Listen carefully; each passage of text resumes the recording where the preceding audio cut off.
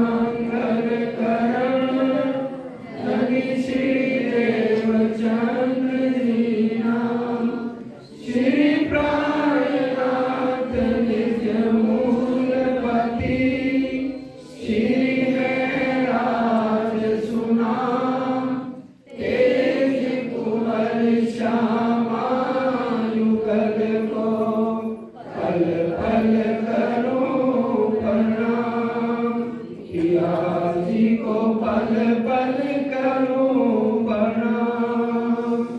बोलो श्री प्राणनाथ प्यारे की जय।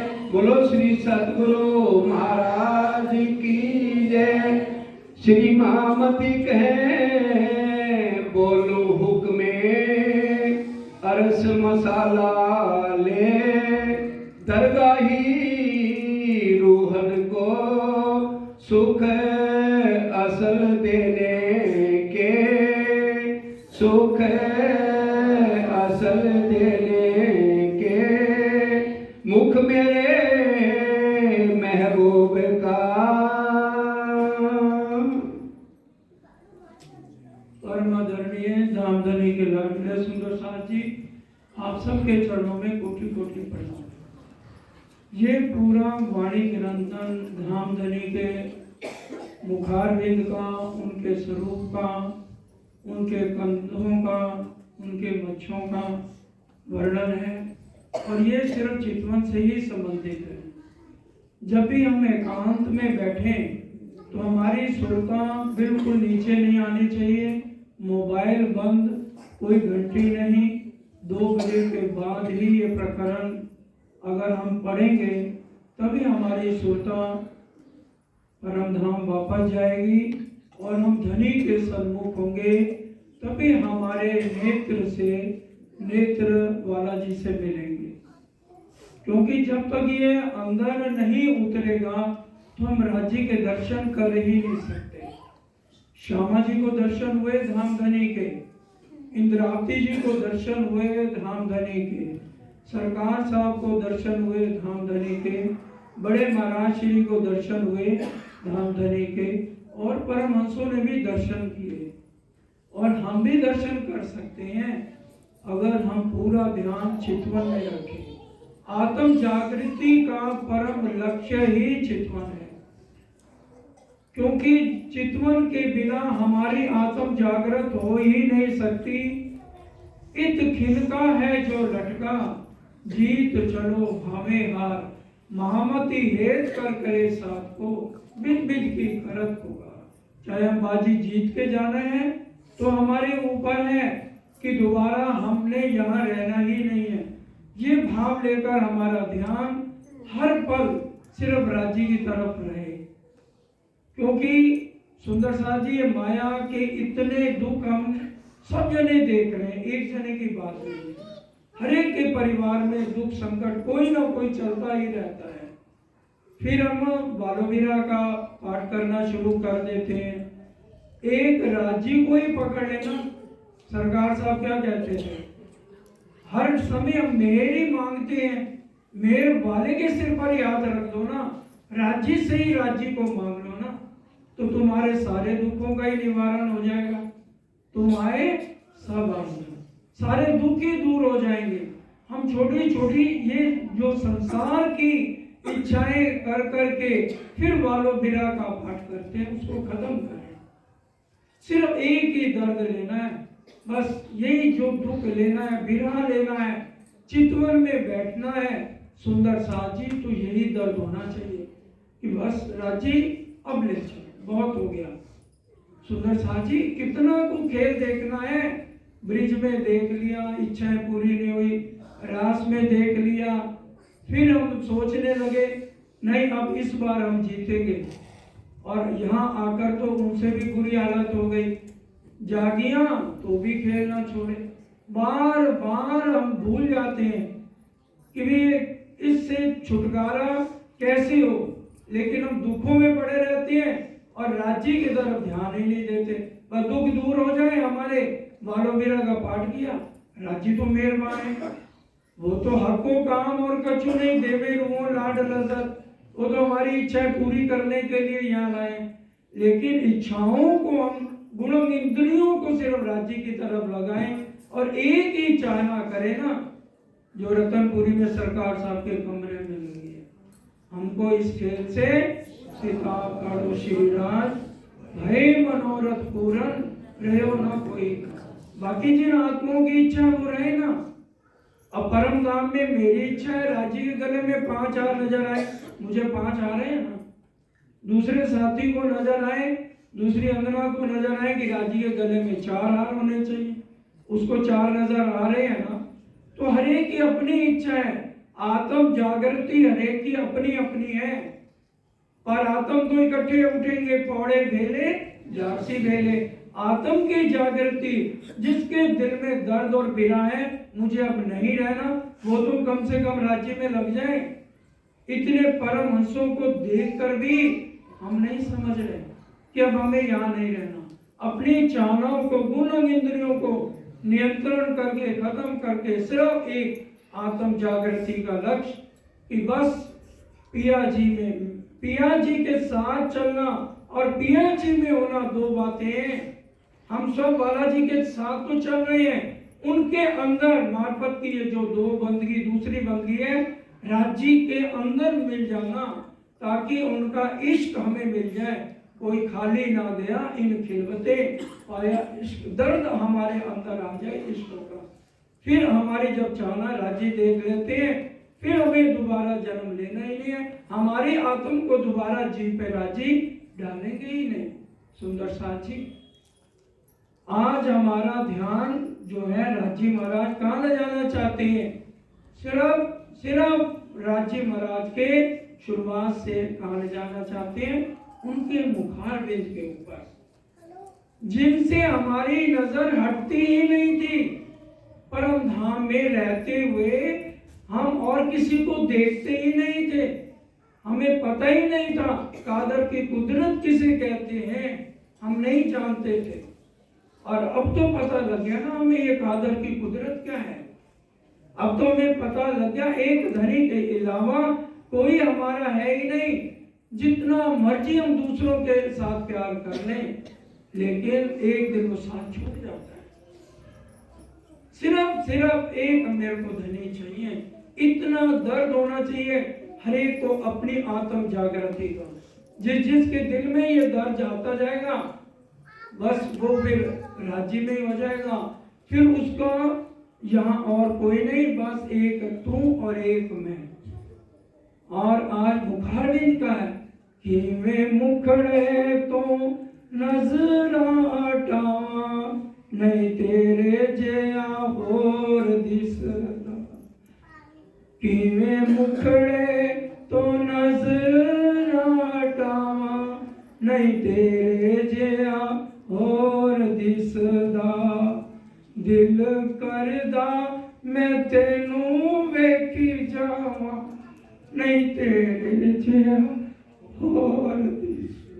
बस एक ही चाहना, राज्य में आपको ही देखती रहूं, छेती आ जा तेनू सीने नाल लावां नहीं तेरे जया होर दिसदा। कितनी चितवन लगे, हमें राज्य नजर आने चाहिए। सुंदर साथ जी साक्षात राज्य के दर्शन हो जाएंगे, उनके साथ हमारे नेत्र मिल जाएंगे। फिर देखें जब बालाजी के साथ नेत्र मिल जाए तो उसको और दुनिया की चाहना रहेगी ही नहीं। तू कर मेरा जिक्र, मैं करूं तेरा फिक्र। फिर हमें परिवार का भी भार ढोलने की जरूरत नहीं है। अगर वो श्यामा महारानी का सारा बोझ राजी ने उठा लिया तो कौन सी आत्में, क्या श्यामा जी और हमारे भी फर्क है? जितना प्यार राजी श्यामा जी से करते हैं सुंदर साथ जी, उतना वो प्यार हर सखी के साथ, हर रूह से बराबर प्यार है परम धाम में बुलाया जाता है। परम धाम के अंदर एक दिल ही है लाडले सुंदर साथ जी। इसलिए हमें आज ये बात अच्छी तरह से, ये वाणी नहीं राजी है। और जो भी बोल रहे ये मत सोचना ये विजय बोल रहा है, नहीं। खुदा की गवाही खुदा ही देवे, करे बयान हुक्म सिर लेवे। राजी खुद बोलते हैं, पीछे से राजी बोलते हैं और ये मिट्टी का खोखा बोलता है। अगर इस खोखे में इतनी हिम्मत होती ये एक शब्द बोले, तो क्या हम, ये मेरा जीव या हम सब का जीव क्या विष्णु भगवान से बड़ा है? विष्णु भगवान ये नहीं बता पाए मैं किसका ध्यान करता हूं, और ये जीव आज कैसे बोल रहे हैं? परम धाम का मुखारबिंद का वर्णन, क्या किसी के अंदर हिम्मत है? अक्षर ब्रह्म के अंदर हिम्मत नहीं, अक्षरातीत के महल में प्रेम ईश्वर बनकर, वो उसको हिम्मत नहीं कि वो अंदर की लीलाएं देख सके, तो हमारे अंदर कहां से हिम्मत इस जीव के अंदर आ जाएगी? सिर्फ सुंदर साथी, ये धामधनी का लाड है, ये हमारी निस्बत है, ये हमारा सनमंद है, जो हमारे धामधनी हमारे ऊपर यहाँ पर आकर के फिदा हो गए हैं। ज्यारे बालाजी सहाय खाए ता झक मारे माया, किसी की हिम्मत नहीं जो हमारे रास्ते में रुकावटें डाल सके। बालाजी हमारे अपनी आत्माओं के लिए आए हैं स्पेशल, उन्होंने जबराइल असराफील हमारी रक्षा के लिए भेज दिए।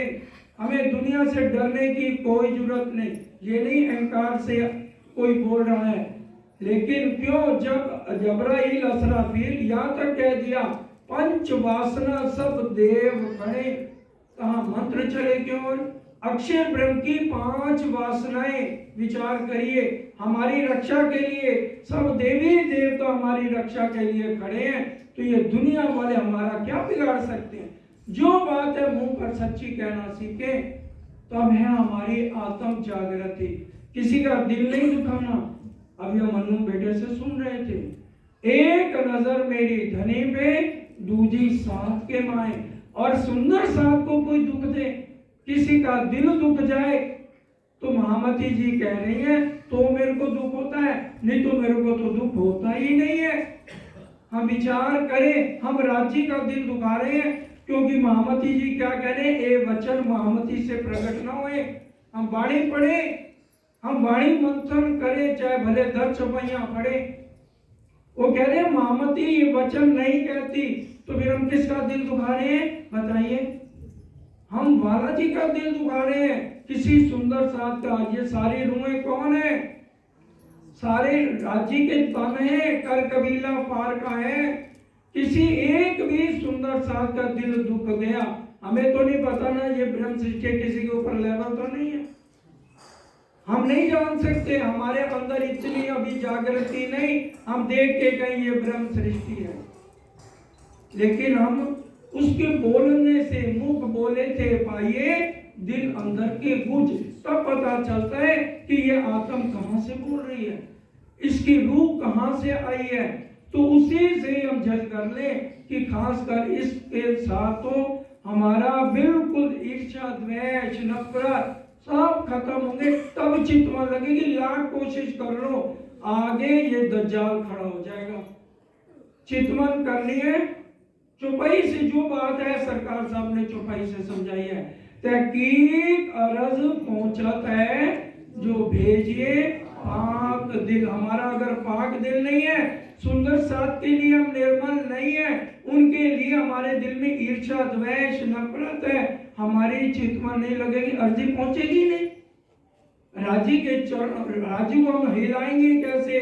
हम उनको रिझा ही नहीं सकते अगर हमारा दिल सुंदर साजी निर्मल नहीं। इसलिए सबके चरणों में प्रार्थना, अपना जब भी हम चितवन करें, सुंदर साजी सबसे बढ़िया ब्रह्म मुहूर्त 2-2:30 बजे, कोई शोर शराबा नहीं, मोबाइल को साइलेंट, और फिर बैठिए ध्यान में, फिर बैठिए चितवन।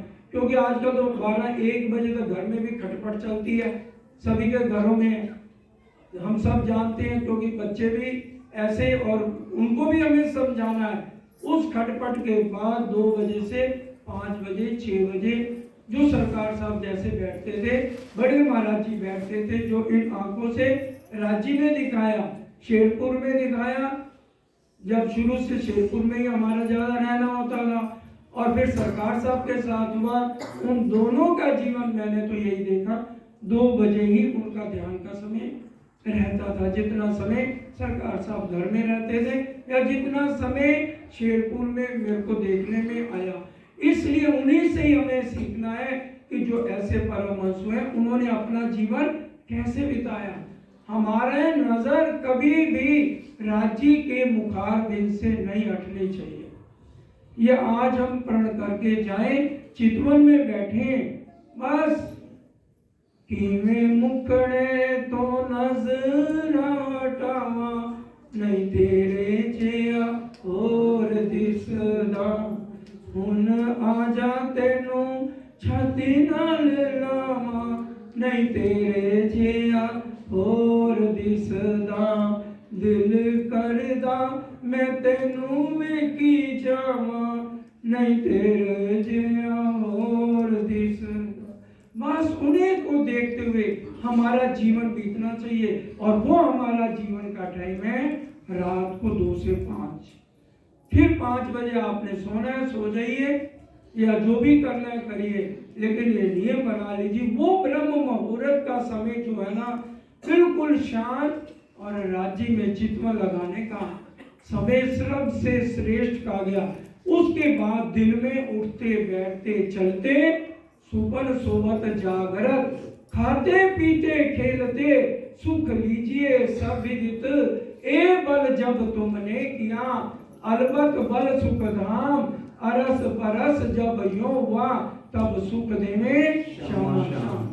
सुंदर साथ जी परम धाम की विशेषताएं, एक ही तत्व है, नूरमय तत्व, उसमें कोमलता है।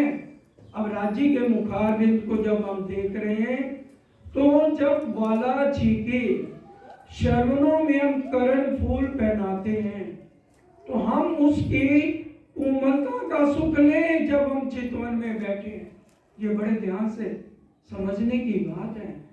परम धाम के अंदर एक ही तत्व है, नूरमय तत्व। उस नूरमय तत्व में कोमलता, बालाजी को मैं जब करण फूल या बाली पहना रही हूं, तो इतना कोमल मेरे हाथों को महसूस होना चाहिए कि मैं अपने बालाजी को, अपने सुहाग को, जिनसे मैं बिछड़ के आई हूं, मैं उनको बाला पहना रही हूं। उसके बाद मेरे बालाजी के गौर गलस्त गाल कैसे हैं, उन गौर गलस्त गालों को मैं अनुभव करूं जब मैं बाला पहना रही हूं। और उसके बाद मैं अगर नासिका को, बालाजी की नासिका को देख रही हूं, बेसुर पहना रही हूं, तो उसके अंदर मेरे को कोमलता, मेरी उंगलियों को महसूस होनी चाहिए।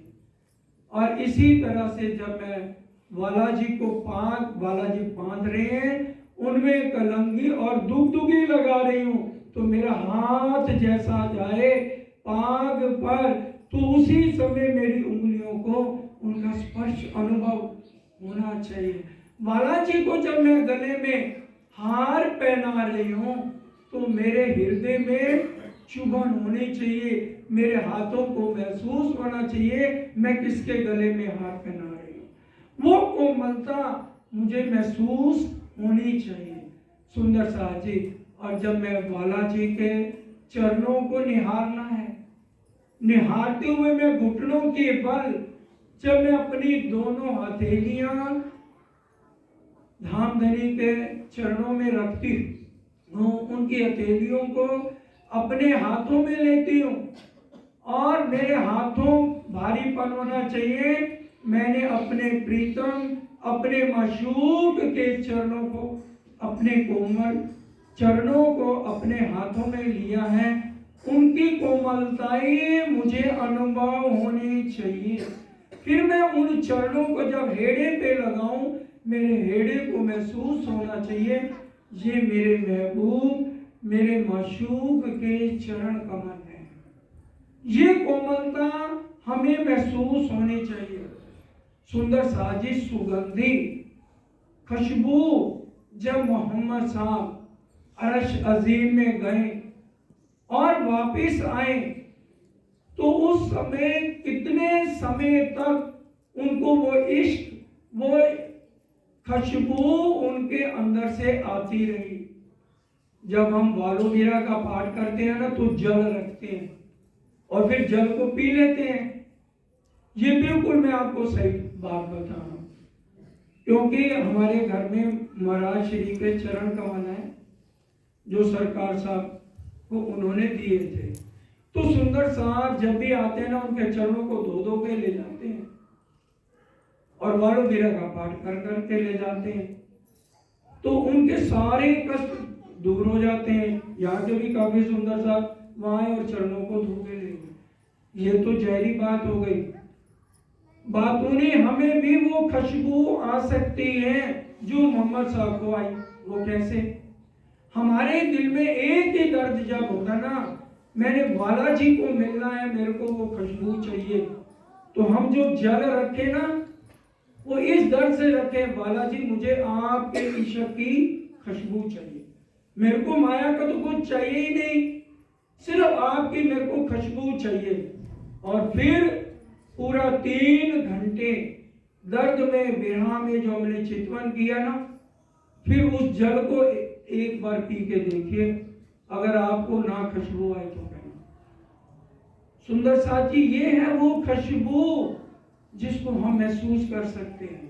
ये आत्म जागृति की बातें आपको महामती जी बताए जा रहे हैं। ये खोखे के अंदर हिम्मत नहीं है कुछ भी एक शब्द बोल सके। जब महामती जी कह रही है ए वचन महामती से प्रकट ना हो, ए वचन महराज से प्रकट ना हुए, तो इस मिट्टी के खोखे में क्या है? तभी क्या है, ये बुलाने वाला कौन? खुद राजी। खुदा की गवाही अभी पहले बोली थी चुवाई, खुदा की गवाही खुदा ही देवे, करे बयान खुद, हुक्म से बोल खुद रहे हैं और कह रहे भी मेरा हुक्म करा रहा है। इसलिए वो पीछे से बोलते हैं करते हैं, तो ये मिट्टी का कपड़ा बोल सकता है, नहीं तो विष्णु भगवान बोल ले, अक्षर ब्रह्म बोल ले, परम धाम की बातें बोल ले। इसलिए जो हो रहा है, राज्य हमारी आत्म की जागृति के लिए किसी भी खोखे से बुलवा सकते हैं। तो ये हमें एक एक बात को, ये उमलता सुगंधी, उसके बाद जो है चेतनता, हर एक अंग चेतन है। परम धाम में राज्य के आभूषण है तो वो चेतन है, बात करते हैं। राज्य की पाग है वो चेतन है, वो बात करती है। और राज्य के गले में जो हार है, श्यामा जी के गले में हार है, वो बात करते हैं। साड़ी है श्यामा जी ने पहनी हुई, साड़ी बोल रही है श्यामा जी मैं आपके तन पर कैसे लग रही हूँ। और राज्य के गले में हार बोल रहे हैं, हार कहे हम हेड़े पर कैसे लागत हम। ये चौपाइयां पढ़ लीजिए राज्य के श्रृंगार के अंदर, ये आपको चेतनता में मिलेगी। और जो चरणों में आभूषण आते हैं, झांझरी घुंघरी कांबी, जवेरों की पुतलियां बातें करती हैं। जब हम चितवन में जाए ना तो हमें बातों में उलझा लेंगी। आप एक बार चितवन तो सच्चे दिल से लगाएं, बिल्कुल कोई चाना का मतलब नहीं है, किसी का मोह अंदर में नहीं होना चाहिए, किसी बच्चे का मोह नहीं, किसी माता पिता का मोह अंदर नहीं, किसी का कुछ हो रहा हमें कुछ नहीं। जब हम चितवन में बैठे हैं, एक ही बात, एक मैं और एक मेरे धनी, तीसरा कोई और है ही नहीं। एकांत कमरा बंद करके, इसलिए कोशिश भी रहती है कि जहां जाए कमरा एकांत में मिले, लेकिन कई बार नहीं मिल सकता तो बड़ी मुश्किल हो जाती है, क्योंकि ये चितवन किसी के सामने करने का विषय नहीं है। परम धाम में क्या 2 रूमों के साथ 2 राज्य रहते हैं बताइए? सब सखियां मंदिरों पधारी, सब राज्य सब मंदिरों पधारे। एक शयन कक्ष में एक राज्य और एक रू होती है, 2 नहीं होती।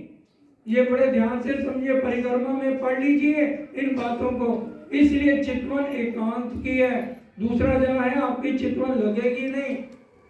इसलिए घर में भी जब चितवन करनी है एकांत, बिल्कुल एकांत, दूसरा चाहे पत्नी है चाहे बच्चे हैं, नहीं लगेगी। वो बिना नहीं आएगा, वो दर्द नहीं आएगा, वो खुशबू नहीं आ सकती जब तक आप, मैं और मेरे धनी, बस। फिर वो ये चितवन का, आत्म जागृति का सबसे राज्य ही हमें समझाने वाले हैं। तो ये बता रहे हैं कोमलता कैसे है। हम जब अगर ये चारों चीजें नहीं है, प्रकाश है, तो बालाजी के अंदर इतना मुखारविंद के ऊपर प्रकाश है, श्री जमुना जी तक जाता है।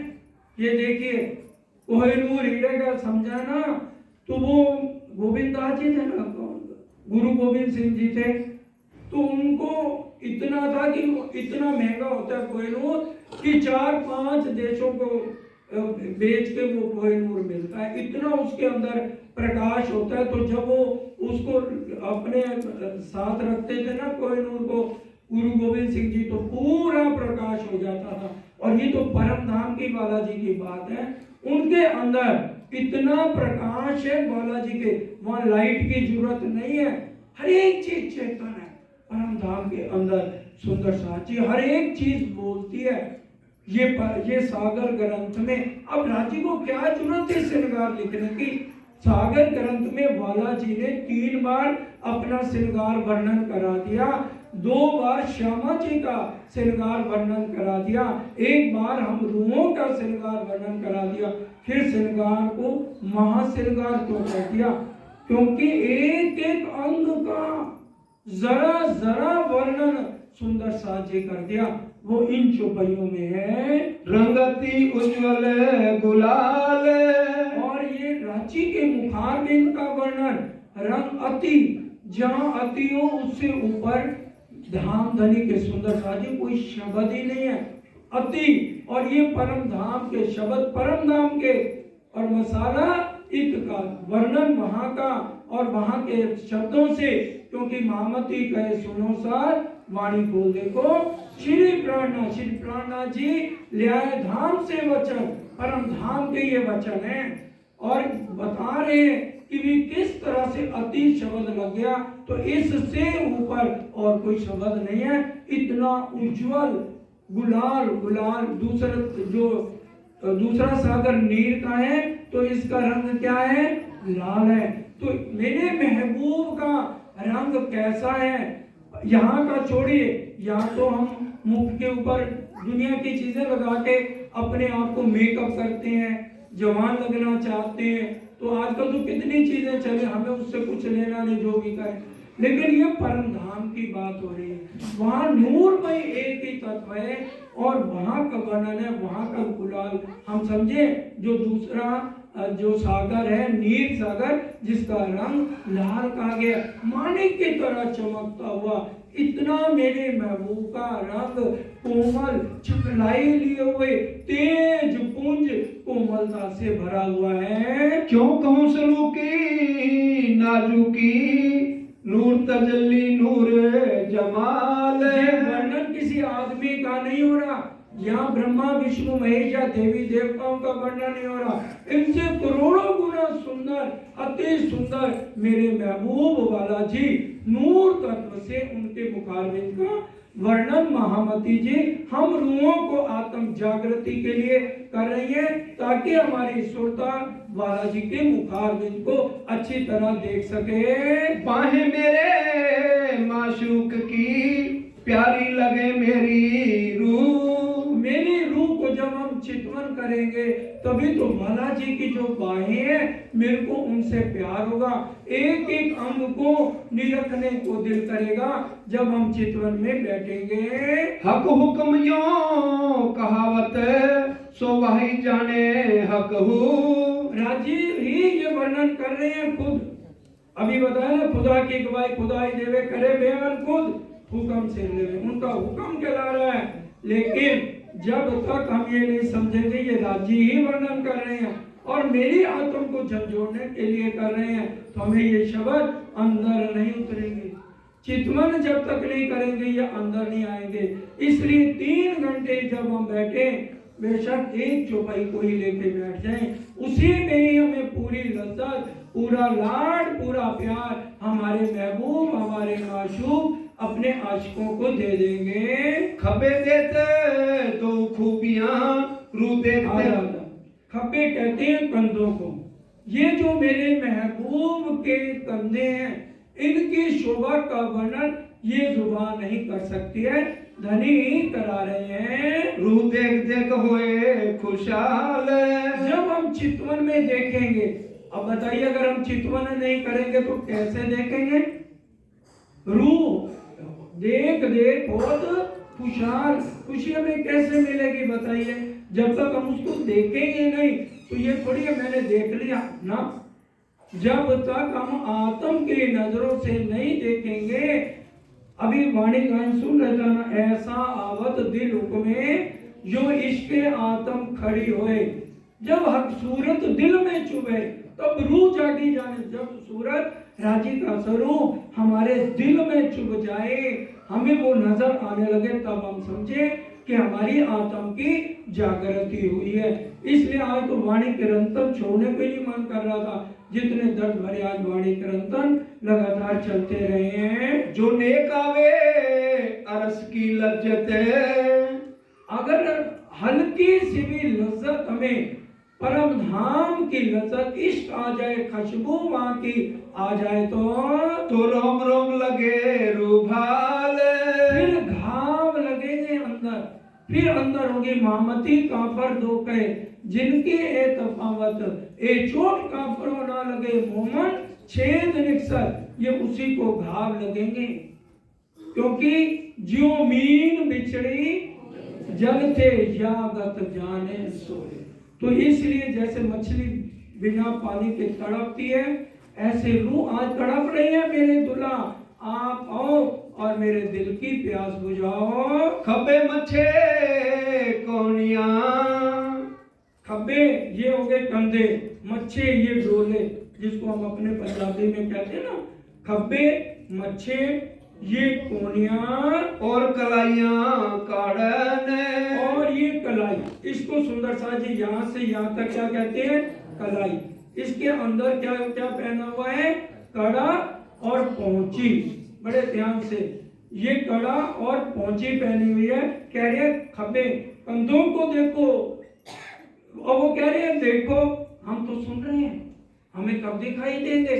इंद्रावती जी ने तो देखे ना, तभी राजी उनके हृदय में बैठ के बोल रहे हैं। श्यामा जी ने देखे, तभी उन्होंने स्वरूप सुंदर संकुल का वर्णन किया, गले में 4 हारों का वर्णन कर दिया। वही बात आपको बताई है, श्यामा जी देख रही है, उनको 4 हार नजर आ रहे हैं। वाणी इसके हमें गवाही दे रही है, तो 4 हारों का वर्णन है। और आगे जाकर के राजी के गले में 5 हारों का वर्णन है। और अगर राजी का दूसरा श्रृंगार पड़े तो राजी के गले में 6 हारों का वर्णन है।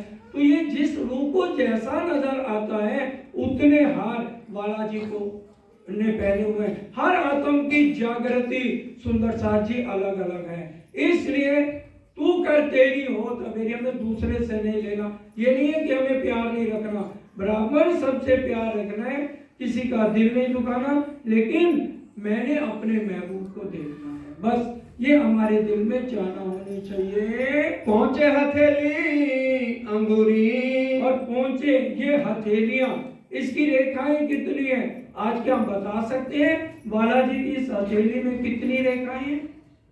या हम चरणों को जब हम लाल चबूतरे और नीचे लाल चबूतरे का जब वर्णन आता है, 33 मंदिर का लंबा चौड़ा है, तो उसमें जब हम बालाजी को लेके ओढ़ते हैं ना, वाणी और बड़ी वृत्त में वर्णन आता है, तो हम उनके चरणों को लेके उनकी रेखाएं गिनते हैं। ये वाणी में भी प्रकरण आया, उसमें पढ़ लेना।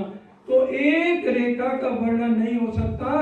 तो कह रहे हैं आप चितवन द्वारा देखो बालाजी के चरणों में रेखाएं कितनी हैं, और हाथों को उनके देखो कैसे कोमल कोमल उंगलियां हैं, एक एक को निरखो, तभी तुम्हें पता लगेगा हमारे महबूब लगते कैसे हैं। जब तक हम उनके स्वरूप को नहीं देखेंगे हमें प्यार कैसे होगा बालाजी से? आज हमें प्यार क्यों नहीं है? आज हमें परिवार अच्छा क्यों लगता है? क्योंकि वो हमारे सामने नजर आते हैं, बालाजी को हमने देखा नहीं है। इसलिए कहीं सुनी बातों पर ठीक है होंगे, इसलिए बालाजी सबसे पीछे 10वें नंबर पे हैं। अगर दिल से प्यार हो ना बालाजी से, तो हम अगर 11-10 बजे प्रोग्राम है ना, तो 9 बजे आके बैठ जाएं। किसी प्रेमी से प्रेमिका का प्यार हो और वो उसको टाइम दे देवे, फिर देखो वो कितने बजे टाइम दे रहा है और वो कितने बजे आके खड़े होते हैं, दोनों इंतजार करते मिलेंगे। हमें प्यार नहीं है ना, 10 बजे टाइम है, अरे उसके बाद चर्चा तो 12 बजे या 12 बजे चले जाएंगे ना। पहले क्या है, उतनी देर जितने पप्पू शप्पू घर में है इसे और प्यार कर ले, यही सोचते हैं ना। तो क्योंकि हमने बालाजी को देखा ही नहीं हुआ, तो दिल में प्यार कैसे आए, विरह कैसे आए, तड़प कैसे आए, ध्यान कैसे लगे। नूर क्यों कर कहूँ नखन। अब ये देखिए नखों के राजी की उंगलियां पतली पतली, और फिर उनके अंदर नख, और उसके अंदर इतना तेज, बाहें चूड़ी बाजू बंद, सोए फुमक पहुंची काड़ो कड़ी, हस्त कमल की मुंदरी, नख का नूर, चीर चढ़िया आसमान में, जो हक चलन करे। रांची महाराज जब अपनी हाथ चलाते हैं ना, फिर उनके नखूनों का जो तेज है कहाँ तक जाता है, आसमान तक जाता है। हम सिर्फ स्वरूप सुंदर संकुल फटाफट पुजारी जी पढ़ते हैं, सुन लेते हैं, हम उसके एक एक शब्द पे रुके और घर जाके उसका मंथन करें, इसका अर्थ क्या निकलता है, ये किसके लिए वर्णन हो रहा है। क्या हमने इस नखों के नूर को देखा आज तक? क्यों नहीं देखा? हम तो उनकी पटरानी है ना, और अपने बालाजी से ही तो बालाजी को मांग रही हूँ, अपने प्रीतम से ही तो प्रीतम को मांग रही हूँ। उनको नहीं देखा तो फिर सुनने से तो कुछ नहीं है। सुनिया बहुता अमल न कीता, प्रेम प्याला कदे भी न पीता, तो अंदर बात उतरेगी नहीं। ज्योत नखन की क्यों कहूँ अवकाश रहो भराए। देखिए ज्योत, एक एक शब्द, ज्योत नखन की क्यों कहूँ आकाश रियो कराए।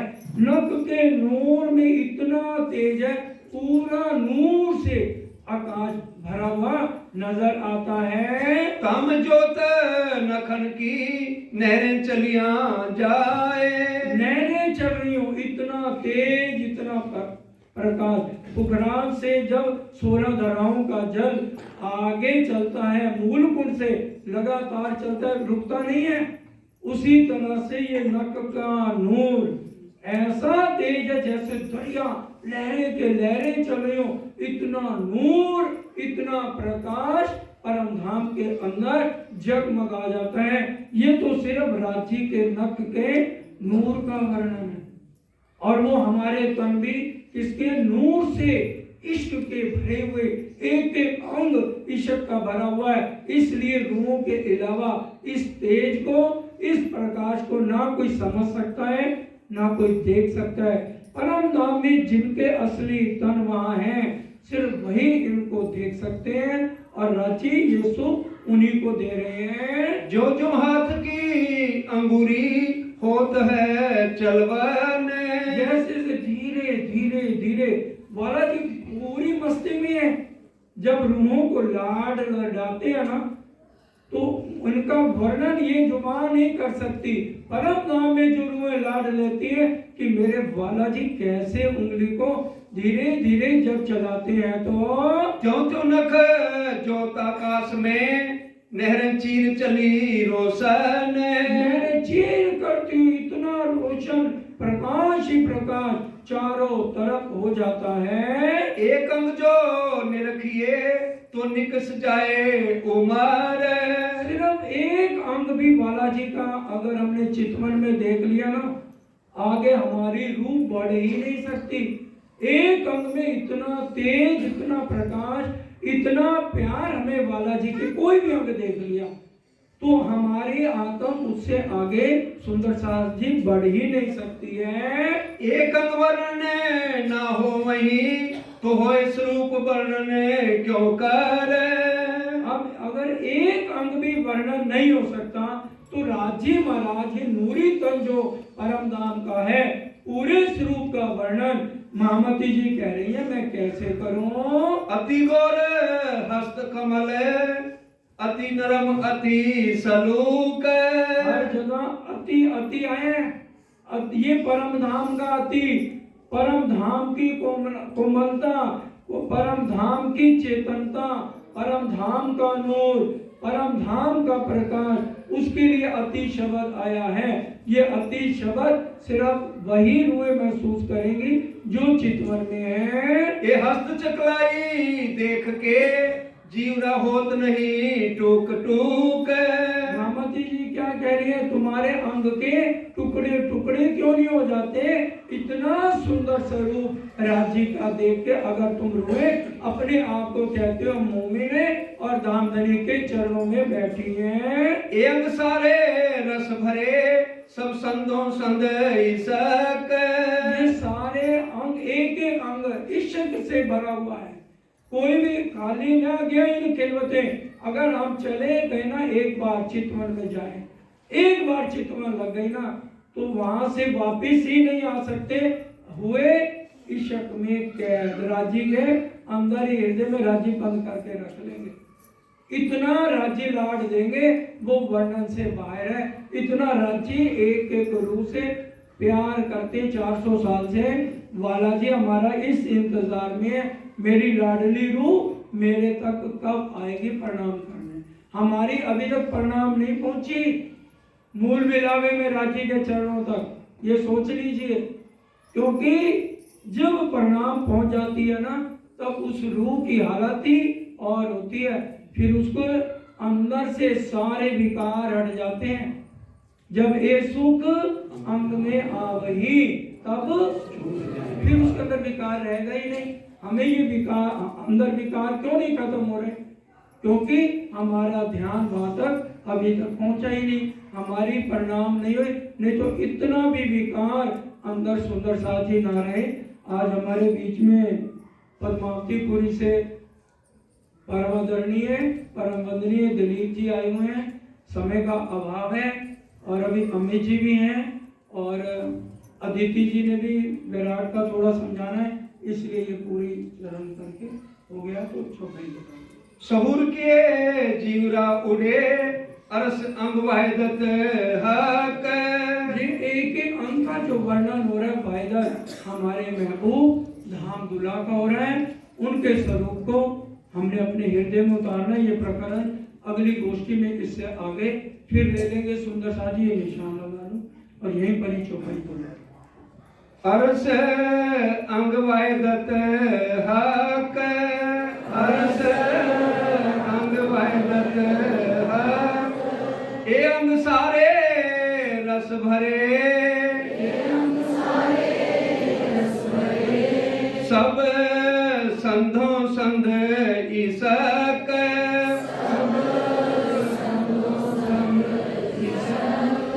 सहूर किए जीवरा उड़े, अरस अंग वाहिदत हक, अरस अंग वाहिदत हक। बोलो श्री प्राणनाथ प्यारे।